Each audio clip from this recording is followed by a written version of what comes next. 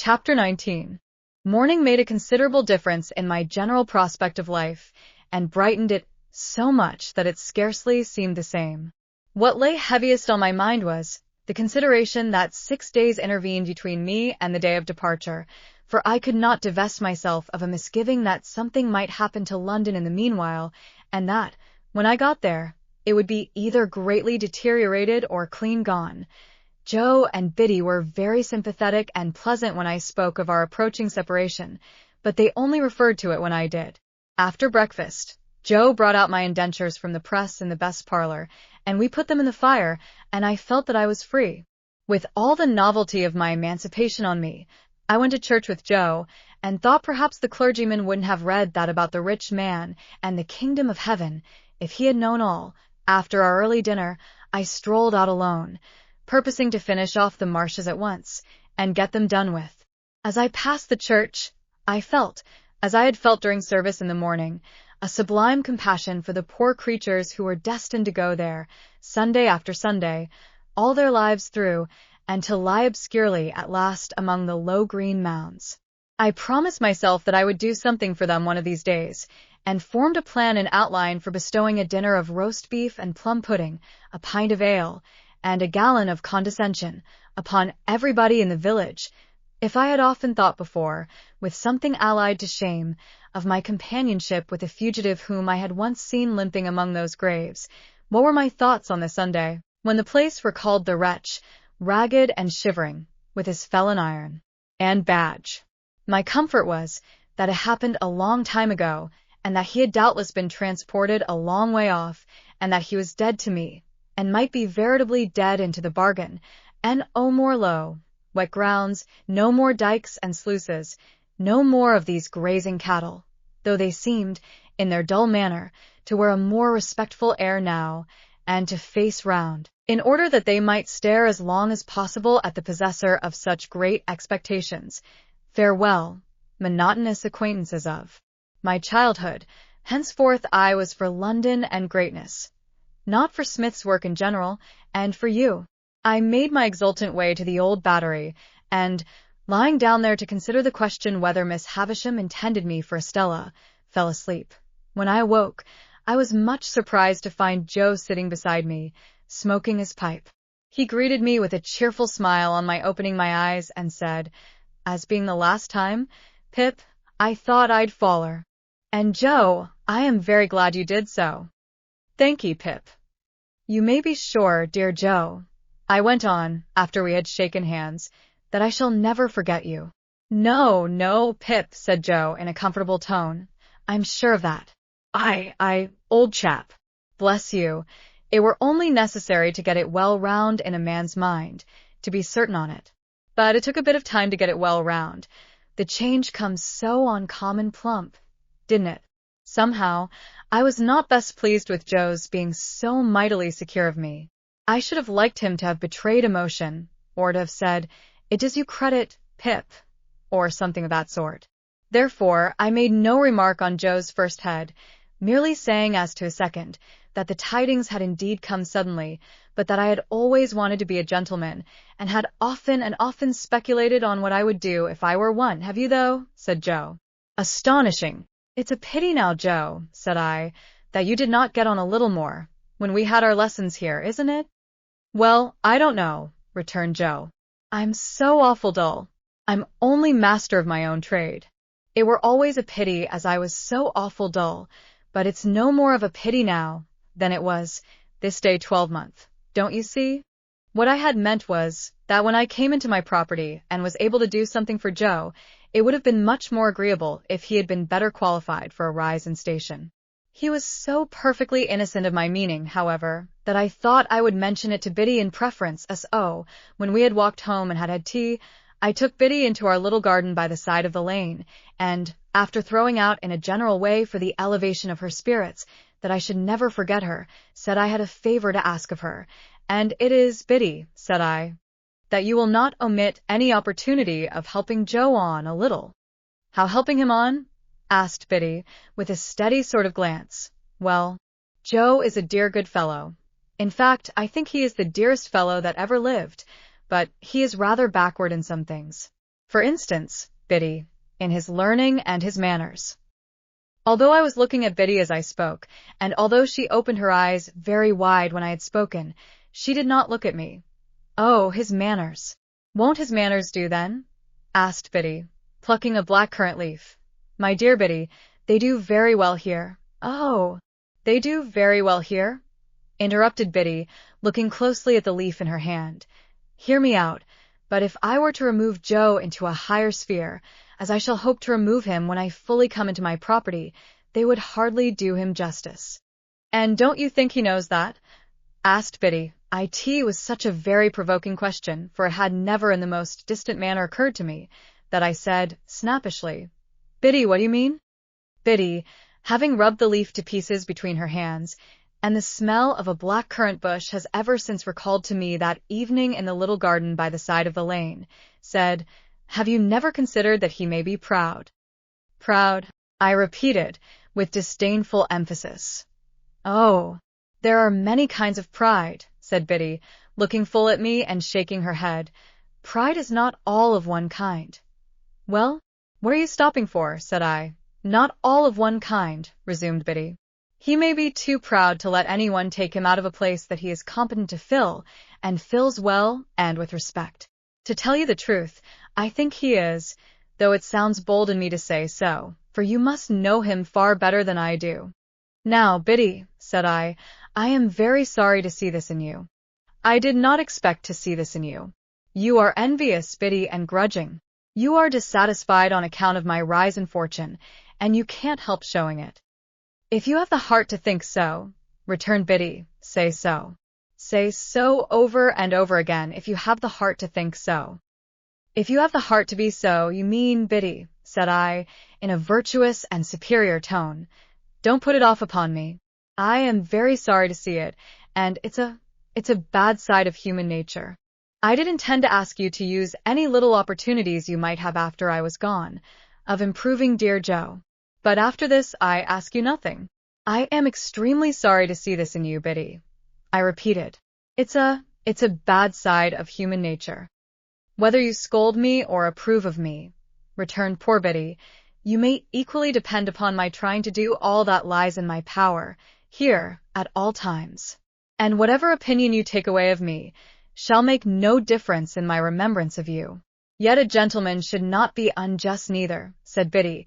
Turning away her head, I again warmly repeated that it was a bad side of human nature, in which sentiment, waiving its application, I have since seen reason to think I was right, and I walked down the little path away from Biddy, and Biddy went into the house, and I went out at the garden gate, and took a dejected stroll until supper time, again feeling it very sorrowful and strange that this, the second night of my bright fortunes, should be as lonely and unsatisfactory as the first. But morning once more brightened my view, and I extended my clemency to Biddy, and we dropped the subject. Putting on the best clothes I had, I went into town as early as I could hope to find the shops open, and presented myself before Mr. Trabb, the tailor, who was having his breakfast in the parlor behind his shop, and who did not think it worth his while to come out to me, but called me into him. Well, said Mr. Trabb, in a hail-fellow-well-met kind of way. How are you? And what can I do for you? Mr. Trabb had sliced his hot roll into 3 feather beds, and was slipping butter in between the blankets, and covering it up. He was a prosperous old bachelor, and his open window looked into a prosperous little garden and orchard, and there was a prosperous iron safe let into the wall at the side of his fireplace, and I did not doubt that heaps of his prosperity were put away in it in bags. Mr. Trabb, said I, it's an unpleasant thing to have to mention, because it looks like boasting, but I have come into a handsome property. A change passed over Mr. Trabb. He forgot the butter in bed, got up from the bedside, and wiped his fingers on the tablecloth, exclaiming, Lord bless my soul! I am going up to my guardian in London, said I, casually drawing some guineas out of my pocket and looking at them, and I want a fashionable suit of clothes to go in. I wish to pay for them, I added, otherwise I thought he might only pretend to make them, with ready money. My dear sir, said Mr. Trabb, as he respectfully bent his body, opened his arms, and took the liberty of touching me on the outside of each elbow, don't hurt me by mentioning that. May I venture to congratulate you? Would you do me the favor of stepping into the shop? Mr. Trabb's boy was the most audacious boy in all that countryside. When I had entered, he was sweeping the shop, and he had sweetened his labors by sweeping over me. He was still sweeping when I came out into the shop with Mr. Trabb, and he knocked the broom against all possible corners and obstacles to express, as I understood it, equality with any blacksmith alive or dead. Hold that noise, said Mr. Trabb, with the greatest sternness, or I'll knock your head off. Do me the favor to be seated, sir. Now this, said Mr. Trabb, taking down a roll of cloth and hiding it out in a flowing manner over the counter, preparatory to getting his hand under it to show the gloss, is a very sweet article.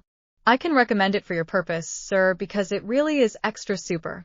But you shall see some others. Give me number 4, you, to the boy, and with a dreadfully severe stare, foreseeing the danger of that miscreant's brushing me with it, or making some other sign of familiarity. Mr. Trabb never removed his stern eye from the boy until he had deposited number 4 on the counter and was at a safe distance again. Then he commanded him to bring number 5 and number 8. And let me have none of your tricks here, said Mr. Trabb, or you shall repent it, you young scoundrel, the longest day you have to live. Mr. Trabb then bent over number 4, and in a sort of deferential confidence recommended it to me as a light article for summer wear, an article much in vogue among the nobility and gentry, an article that it would ever be an honor to him to reflect upon a distinguished fellow-townsman's, if he might claim me for a fellow-townsman, having worn. Are you bringing numbers 5 and 8, you vagabond? Said Mr. Trabb to the boy after that, or shall I kick you out of the shop and bring them myself? I selected the materials for a suit, with the assistance of Mr. Trabb's judgment, and re-entered the parlor to be measured. For although Mr. Trabb had my measure already, and had previously been quite contented with it, he said apologetically that it wouldn't do under existing circumstances, sir. Wouldn't do at all.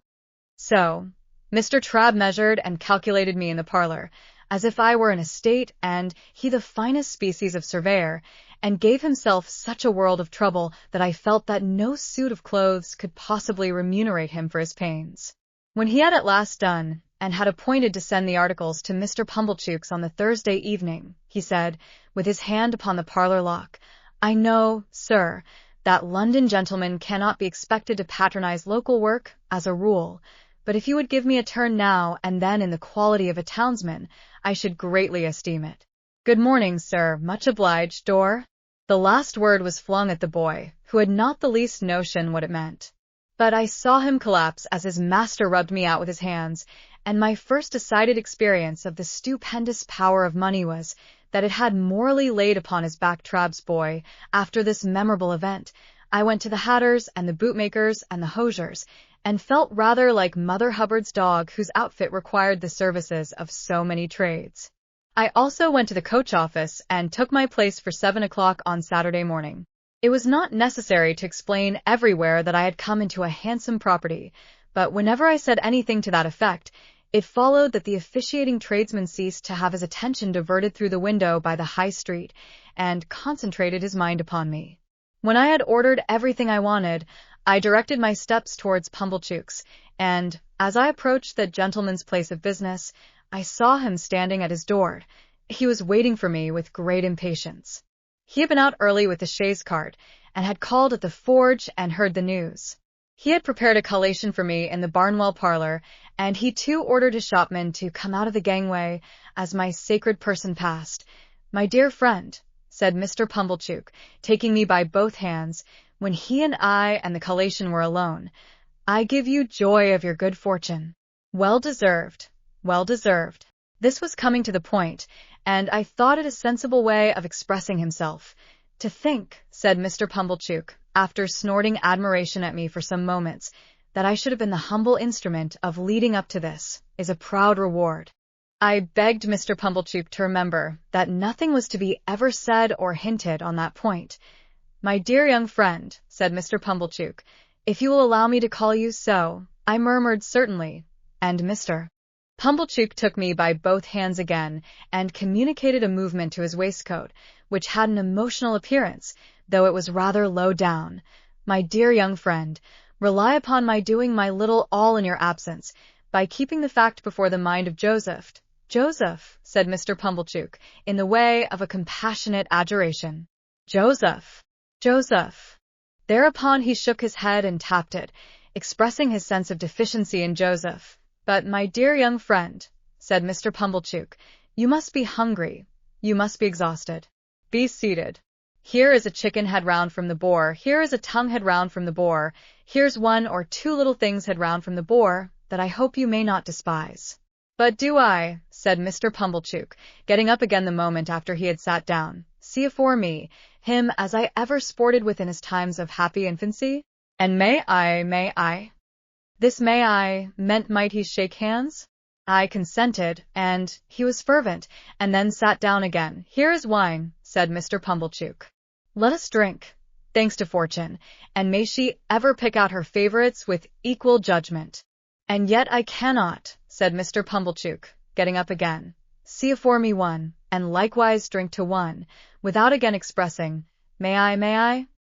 I said he might, and he shook hands with me again, and emptied his glass and turned it upside down. I did the same, and if I had turned myself upside down before drinking, the wine could not have gone more direct to my head. Mr. Pumblechook helped me to the liver wing, and to the best slice of tongue, none of those out-of-the-way no thoroughfares of pork now, and took, comparatively speaking, no care of himself at all. Ah, poultry. You little thought, said Mr. Pumblechook, apostrophizing the fowl in the dish, when you was a young fledgling, what was in store for you? You little thought you was to be refreshment beneath this humble roof for one as, call it a weakness if you will, said Mr. Pumblechook, getting up again. But may I? It began to be unnecessary to repeat the form of saying he might, so he did it at once. How he ever did it so often without wounding himself with my knife, I don't know. And your sister, he resumed after a little steady eating, which had the honor of bringing you up by hand. It's a sad picture, to reflect that she's no longer equal to fully understanding the honor. May, I saw he was about to come at me again, and I stopped him. We'll drink her health, said I. Cried Mr. Pumblechook, leaning back in his chair, quite flaccid with admiration. That's the way you know, sir. I don't know who sir was, but he certainly was not I, and there was no third person present. That's the way you know the noble-minded sir. Ever forgiving, and ever affable. It might, said the servile Pumblechook, putting down his untasted glass in a hurry and getting up again, to a common person, have the appearance of repeating, but may I? When he had done it, he resumed his seat and drank to my sister. Let us never be blind, said Mr. Pumblechook, to her faults of temper, but it is to be hoped she meant well. At about this time, I began to observe that he was getting flushed in the face. As to myself, I felt all face, steeped in wine, and smarting that I mentioned to Mr. Pumblechook that I wished to have my new clothes sent to his house, and he was ecstatic on my so distinguishing him. I mentioned my reason for desiring to avoid observation in the village, and he lauded it to the skies. There was nobody but himself, he intimated, worthy of my confidence, and, in short, might he? Then he asked me tenderly if I remembered our boyish games at sums, and how we had gone together to have me bound apprentice, and, in effect, how he had ever been my favorite fancy and my chosen friend. If I had taken 10 times as many glasses of wine as I had, I should have known that he never had stood in that relation towards me, and should in my heart of hearts have repudiated the idea. Yet for all that, I remember feeling convinced that I had been much mistaken in him, and that he was a sensible, practical, good-hearted prime fellow. By degrees he fell to reposing such great confidence in me, as to ask my advice in reference to his own affairs. He mentioned that there was an opportunity for a great amalgamation and monopoly of the corn and seed trade on those premises, if enlarged, such as had never occurred before in that or any other neighborhood. What alone was wanting to the realization of a vast fortune, he considered to be more capital. Those were the two little words, more capital. Now it appeared to him, Pumblechook, that if that capital were got into the business, through a sleeping partner, sir, which sleeping partner would have nothing to do but walk in, by self or deputy, whenever he pleased, and examine the books, and walk in twice a year, and take his profits away in his pocket, to the tune of 50%. It appeared to him that that might be an opening for a young gentleman of spirit combined with property, which would be worthy of his attention. But what did I think? He had great confidence in my opinion, and what did I think? I gave it as my opinion. Wait a bit. The united vastness and distinctness of this view so struck him that he no longer asked if he might shake hands with me, but said he really must, and did. We drank all the wine, and Mr. Pumblechook pledged himself over and over again to keep Joseph up to the mark, I don't know what mark, and to render me efficient and constant service, I don't know what service. He also made known to me for the first time in my life, and certainly after having kept his secret wonderfully well, that he had always said of me, that boy is no common boy, and mark me, his fortune will be no common fortune. He said with a tearful smile that it was a singular thing to think of now, and I said so too. Finally, I went out into the air, with a dim perception that there was something unwonted in the conduct of the sunshine, and found that I had slumberously got to the turnpike without having taken any account of the road. There, I was roused by Mr. Pumblechook's hailing me. He was a long way down the sunny street, and was making expressive gestures for me to stop. I stopped, and he came up breathless. No, my dear friend, said he, when he had recovered wind for speech. Not if I can help it. This occasion shall not entirely pass without that affability on your part. May I, as an old friend and well-wisher? May I? We shook hands for the 100th time at least, and he ordered a young carter out of my way with the greatest indignation. Then he blessed me and stood waving his hand to me until I had passed the crook in the road, and then I turned into a field and had a long nap under a hedge before I pursued my way home. I had scant luggage to take with me to London, for little of the little I possessed was adapted to my new station. But I began packing that same afternoon, and wildly packed up things that I knew I should want next morning, in a fiction that there was not a moment to be lost. So, Tuesday, Wednesday, and Thursday passed, and on Friday morning I went to Mr. Pumblechook's to put on my new clothes and pay my visit to Miss Havisham.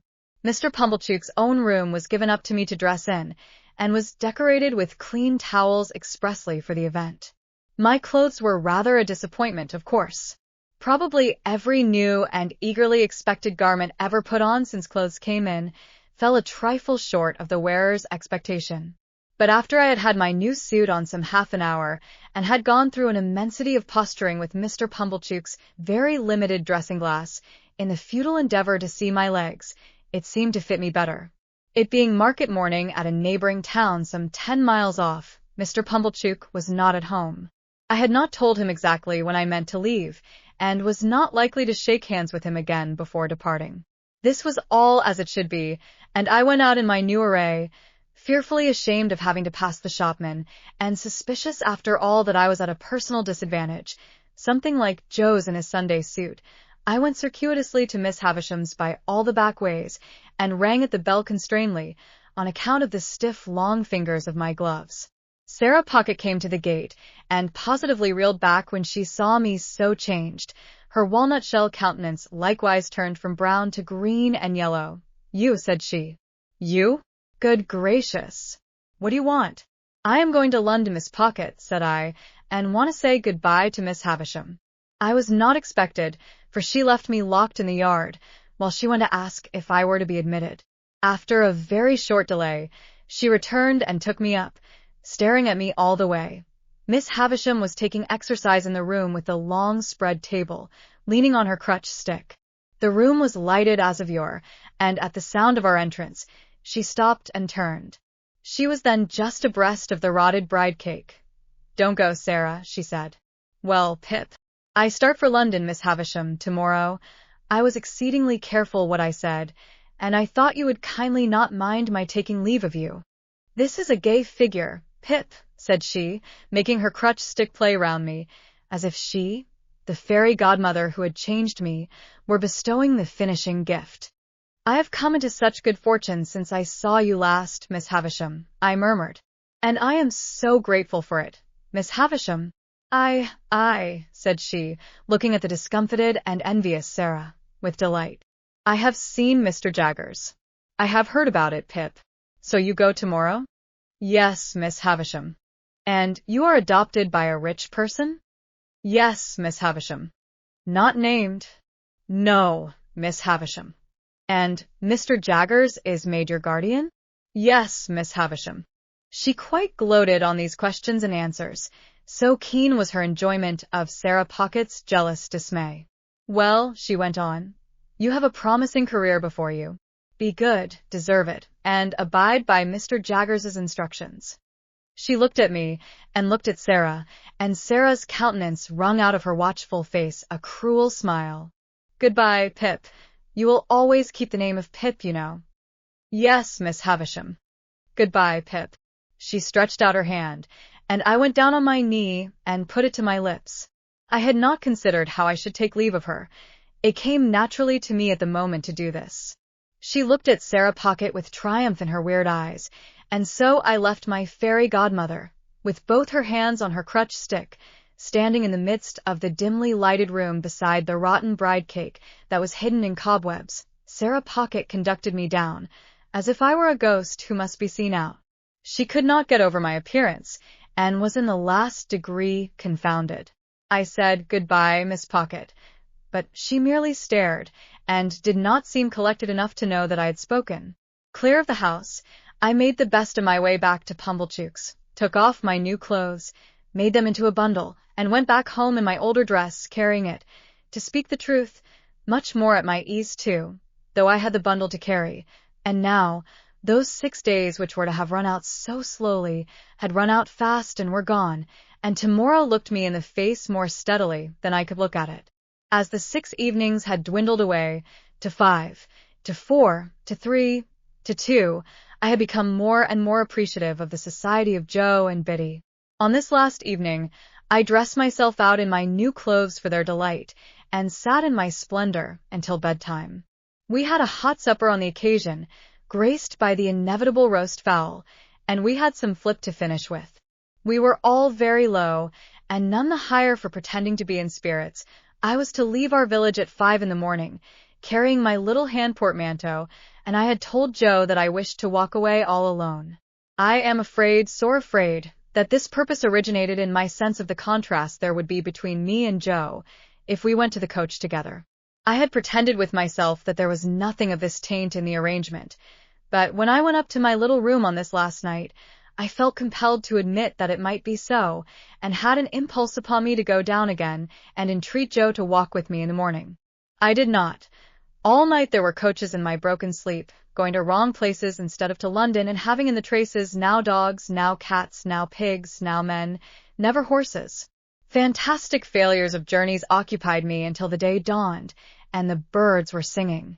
Then I got up and partly dressed, and sat at the window to take a last look out, and in taking it fell asleep. Biddy was astir so early to get my breakfast that, although I did not sleep at the window an hour, I smelt the smoke of the kitchen fire when I started up with a terrible idea that it must be late in the afternoon. But long after that, and long after I had heard the clinking of the teacups and was quite ready, I wanted the resolution to go downstairs. After all, I remained up there, repeatedly unlocking and unstrapping my small portmanteau and locking and strapping it up again, until Biddy called to me that I was late. It was a hurried breakfast with no taste in it. I got up from the meal, saying with a sort of briskness, as if it had only just occurred to me, "Well, I suppose I must be off," and then I kissed my sister, who was laughing and nodding and shaking in her usual chair, and kissed Biddy, and threw my arms around Joe's neck. Then I took up my little portmanteau and walked out. The last I saw of them was when I presently heard a scuffle behind me, and looking back, saw Joe throwing an old shoe after me and Biddy throwing another old shoe. I stopped then to wave my hat, and dear old Joe waved his strong right arm above his head, crying huskily, "Hurrah!" and Biddy put her apron to her face. I walked away at a good pace, thinking it was easier to go than I had supposed it would be, and reflecting that it would never have done to have had an old shoe thrown after the coach, in sight of all the High Street. I whistled, and made nothing of going. But the village was very peaceful and quiet, and the light mists were solemnly rising, as if to show me the world, and I had been so innocent and little there, and all beyond was so unknown and great, that in a moment with a strong heave and sob I broke into tears. It was by the finger post at the end of the village, and I laid my hand upon it and said, "Goodbye, oh my dear, dear friend." Heaven knows we need never be ashamed of our tears, for they are rain upon the blinding dust of earth, overlying our hard hearts. I was better after I had cried than before, more sorry, more aware of my own ingratitude, more gentle. If I had cried before, I should have had Joe with me then, as subdued I was by those tears, and by their breaking out again in the course of the quiet walk, that when I was on the coach, and it was clear of the town, I deliberated with an aching heart whether I would not get down when we changed horses and walk back, and have another evening at home, and a better parting. We changed, and I had not made up my mind, and still reflected for my comfort that it would be quite practicable to get down and walk back, when we changed again. And while I was occupied with these deliberations, I would fancy an exact resemblance to Joe in some man coming along the road towards us, and my heart would beat high, as if he could possibly be there. We changed again and yet again, and it was now too late and too far to go back, and I went on. And the mists had all solemnly risen now, and the world lay spread before me.